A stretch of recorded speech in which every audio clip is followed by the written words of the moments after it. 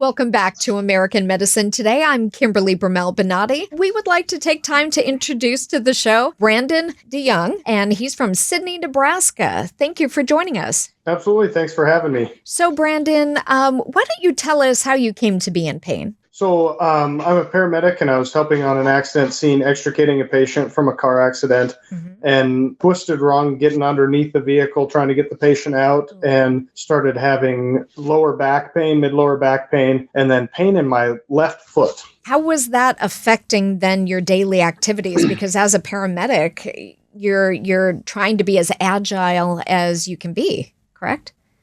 Absolutely. Yeah. So I had to take a decent amount of time off. Actually, that night I had to take the rest of the shift off, and I got stuck on the floor, couldn't get off the floor.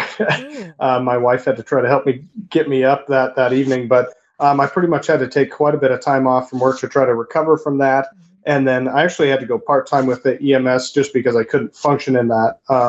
So I ended up this last year, I have a construction company also. And so I was doing construction and climbing ladders, lifting stuff, jackhammering out concrete, finishing concrete, framing.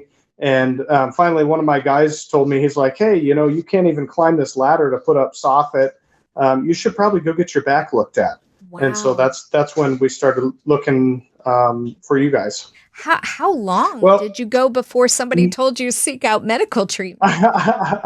Well, I could kind of pick my good days and my bad days, and then the guys would help me out quite a bit. I've got a couple employees that do a really good job, and so we look out for each other, and they really had to pick up a lot of work on that. Yeah. And so, yep. So that's kind of how we handled that. 2 years was how long I went without getting it. I thought, well, maybe I'm just being a kind of a wimp, and I just need to suck it up and keep going.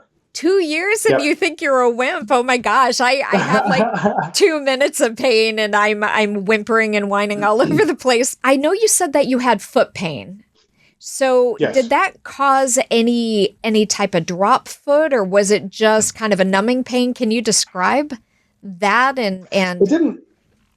Yeah, absolutely. Yeah, it didn't actually cause any drop foot symptoms. Okay. It just felt like somebody smashed the outside of your foot with a hammer, basically. It just hurt kind of all the time, and it was an aching pain. If I stood a lot, it got quite a bit worse. So I don't know, it didn't have any of the drop foot symptoms, but it still definitely wasn't comfortable. So how was it exactly that you're in Sidney, Nebraska, and you find out about the Bonati spine procedures? Well, my wife started doing some research because right after the incident, I went to a more local area or doctor here with workman's comp, and they said, we'll do 3 or 4 fusions on you, and you'll be fine. And said, well, I'm 27, I don't really want to have fusions and a back surgery at this age.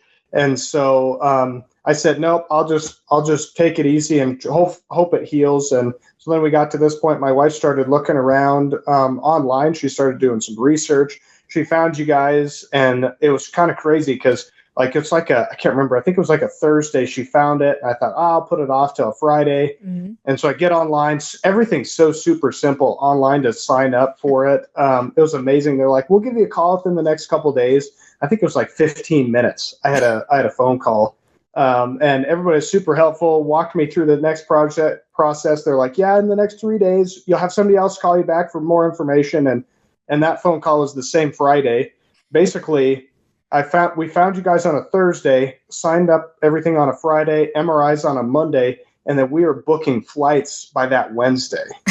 So it all happened relatively quick. But the one thing that's astonishing to me that you just said was the fact that they were previously, a doctor's office was trying to talk you into multiple fusions. So not even just one fusion, but multi-level. And this is something we discuss each and every week on our program. A 1-level fusion fails 65% of the time, and a 2 to 3 level fusion fails 85% of the time. Like, why on earth are people trying to talk patients into that? It is so spooky. But evidently, you and your wife got into the research and you found the Bonati Spine Institute after suffering from 2 years in pain. What was the experience like when you were face to face with the surgeon? So it was pretty cool to just be able to talk with him, and he put my MRIs up on the screen, and we kind of just walked through each one, and he was kind of saying, hey, this is where this symptom's coming from, this is where this symptom's coming from, and then here's what our plan is to fix it, which was pretty encouraging. Now, we utilize something called conscious IV sedation. It affects everyone differently. Some remember everything, some bits and pieces, some don't, and some have sung and told jokes all the way through. But what was the experience like for you? I think is very smooth, I guess, for me. I do remember a little bit of it. I know a lot of people I've talked with people about this and they're like, man, I don't think I would do that just because I remember being in pain. Well, you don't remember being in pain a whole lot. Every once in a while, you'll ask them, oh, they want you to do something. And so then you do a certain movement or something like that. And I remember a couple little jokes or something that we were talking about. Yeah.